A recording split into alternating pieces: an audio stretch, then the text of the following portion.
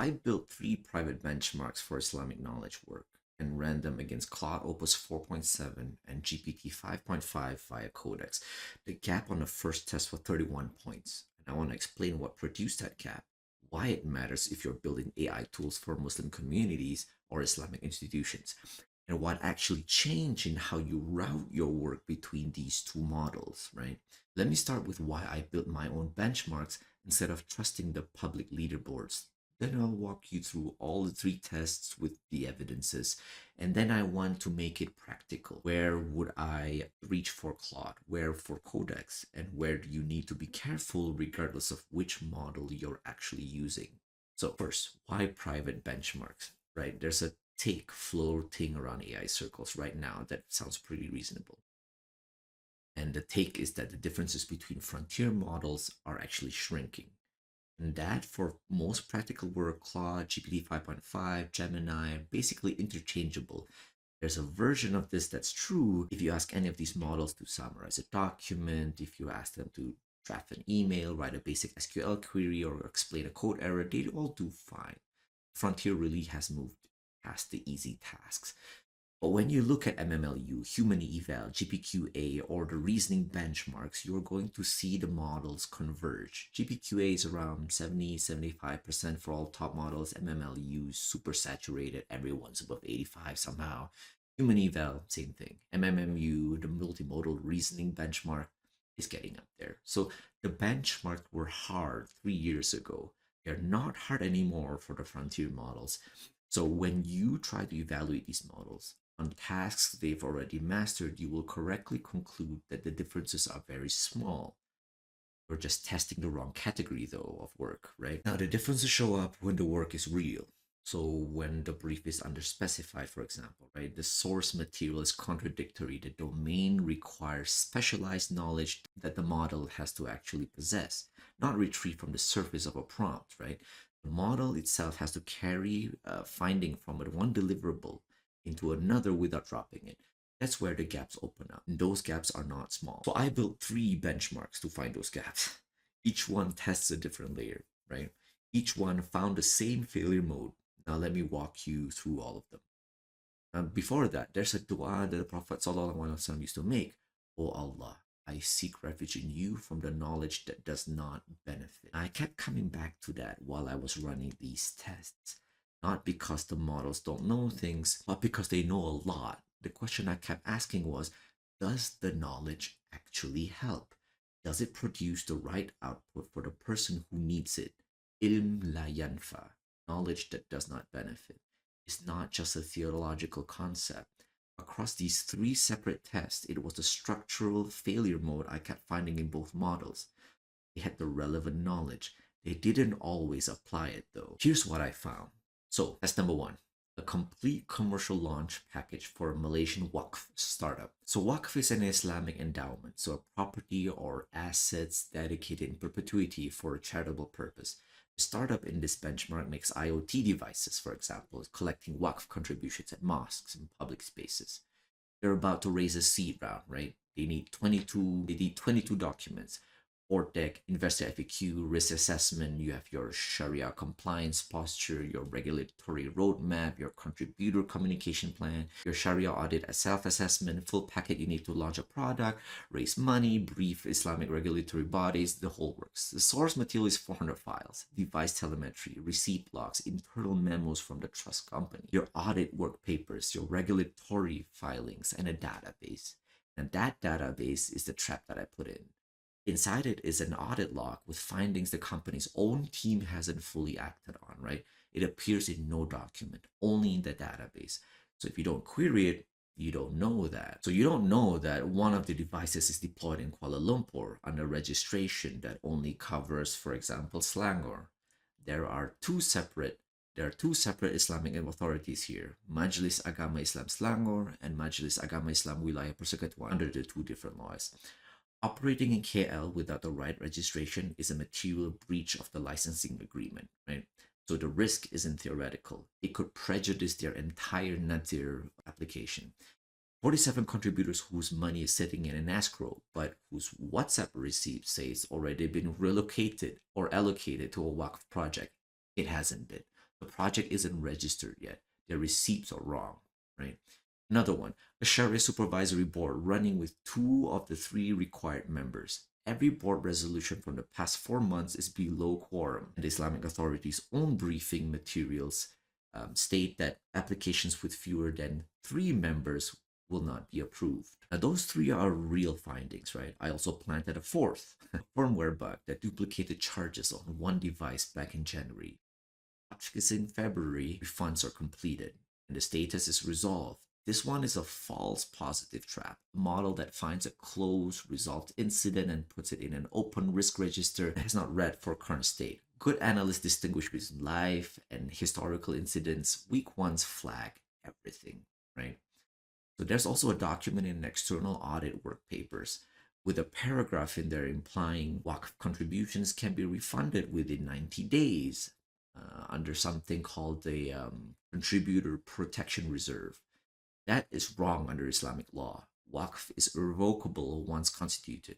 That document is in circulation to investors and scholars right now. It needs a written retraction.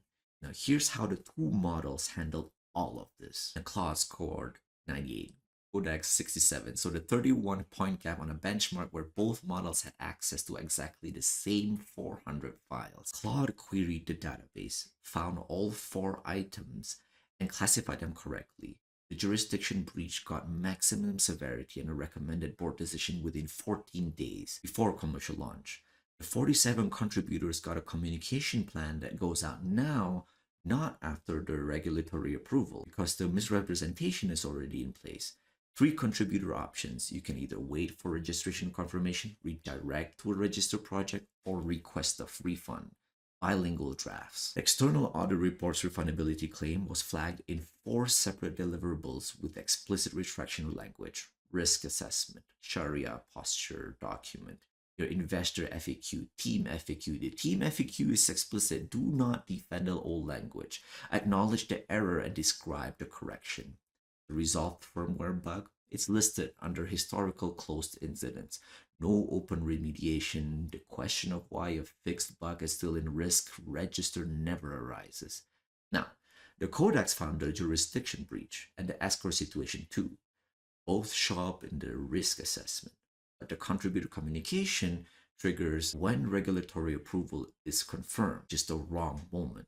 And the draft message it sends tells the 47 contributors their waqf contributions are irrevocable. Now that is wrong under Islamic law at this stage. The waqf hasn't been constituted yet. And these contributions are sadaqah held in trust pending registration. The distinction between sadaqah and constituted waqf is not a minor technicality. It determines the legal status of their money. Codex didn't know the difference. The fundability claim in the audit report, Codex didn't catch it. In each deliverable that touched the topic, the framing was reproduced unchallenged.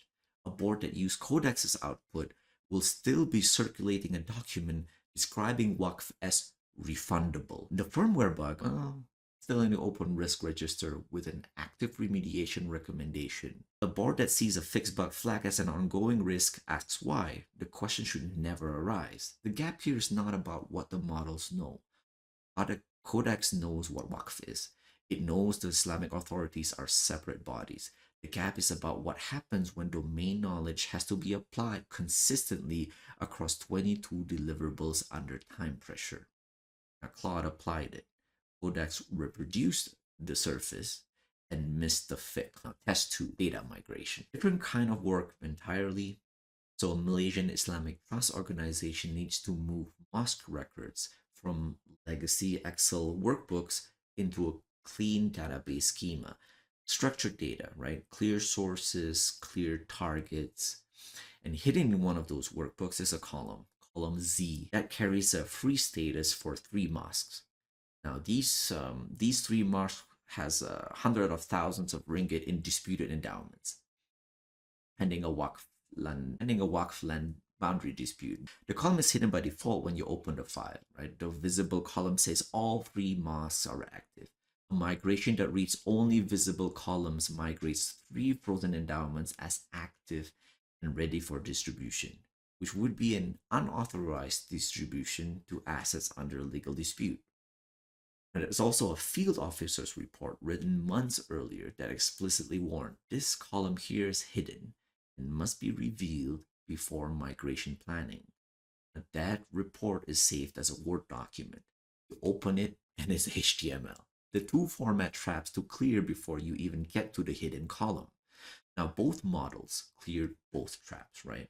Both found column Z, both named the three frozen masks, and both wrote a correct critical findings memo, named the dispute, flagged the financial exposure, and both wrote active status in the migration SQL. Now, the finding never traveled from the analysis deliverable into the implementation deliverable. Both models produce contradictory outputs and neither caught the contradiction. On a clean structured migration work itself, schema mapping, your transformation logic, your Codex aged Claude, bounded, well-defined structured data is where Codex is strongest. On the one finding that would have caused an unauthorized distribution after go live, the canary, the cap was 0. Both frontier models cleared discovery and failed application equally, right?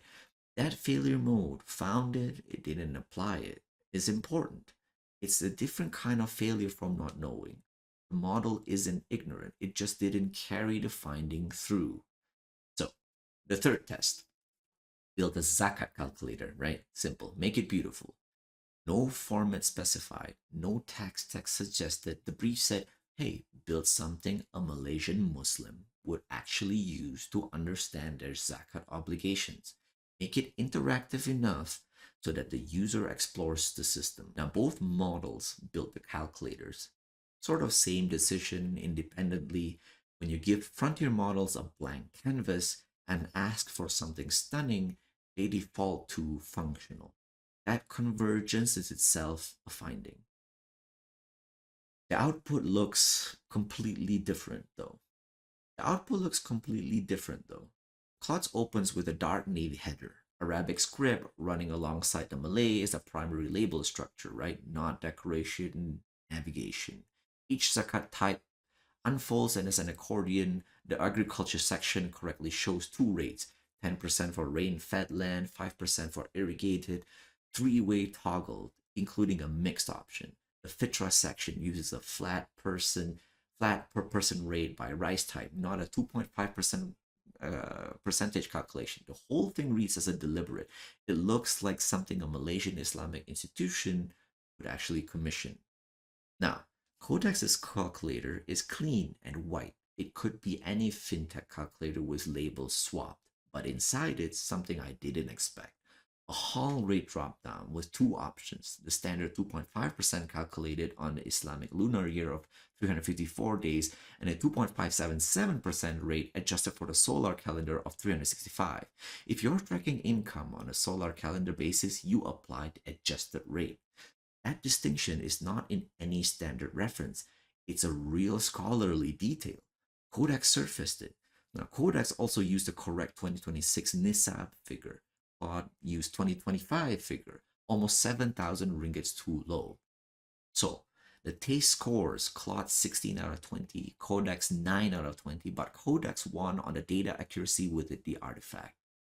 And then here's the finding that matters even more than either of those. Neither model mentioned the income tax rebate, right? In Malaysia, zakat paid to a recognized state body qualifies as a ringgit for a ringgit rebate against your income tax. It's not a deduction, it's a rebate. Under the Income Tax Act, every ringgit of zakat you pay reduces your tax bill by 1 ringgit up to the total tax payable for that year. It's a reason a working Malaysian professional would actually reach for a zakat calculator. They already know their religious obligation, right? What they want to know is how it interacts with their actual tax bill. Now, neither model mentioned it, not in the calculator, not in the methodology notes, not anywhere. So a tool that correctly handles 8 types of zakat and leaves the income tax question completely unanswered has understood the theology but missed the use case. The user's most practically important question is still open when they close the tab. The pattern across all three and what to do with it. In every test, the relevant knowledge was there. The jurisdiction breach was in the database. Free status was in the hidden column. The irrevocability principle is in every FIC reference. The income tax rebate is statutory law. Both models had access to all of it. What neither model did consistently was turn that knowledge into the right action at the right moment. That's ilm la yanfa, knowledge that does not benefit. Now, the Prophet ﷺ sought refuge from it specifically, not from ignorance, from knowledge that exists but doesn't produce the right outcome. Now, that is the actual evaluation question, not which model scores higher on GPQA or SWE bench, whether the knowledge produces the right output for the person who needs it in a specific domain where you're deploying it. Here's how I'm routing my work now based on all these three tests. For domain deep compliance work, where Islamic jurisprudence has to be applied correctly under pressure across many, many documents, odd. Not because Codex is ignorant of fiqh, because the harder the domain knowledge requirement, the more the gap between finding a fact and applying it correctly starts to matter.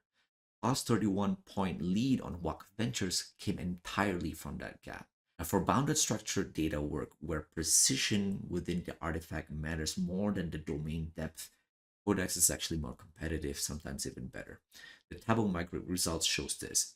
You have clean sources, you have defined targets, you have Codex edge Claude on the migration structure, and Codex winning the data accuracy layer on zakat compass is the same signal, right?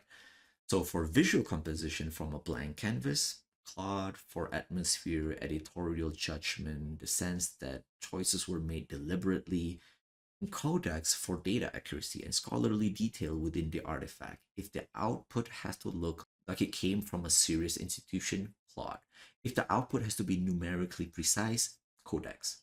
And for anything where the user's practical question crosses the boundary between religious domain and the financial or legal domain, validate both models before you ship. Neither one caught the LHDN rebate. Neither one carried the frozen mosque status into migration SQL. On those cross-domain application failures, you cannot trust either model to catch itself. Now, the question worth asking before you deploy any of this, where in your workflow does knowing the right thing not automatically mean doing the right thing? That's where your benchmark needs to be. That's the gap that matters. What do you own that still matters when the model gets better?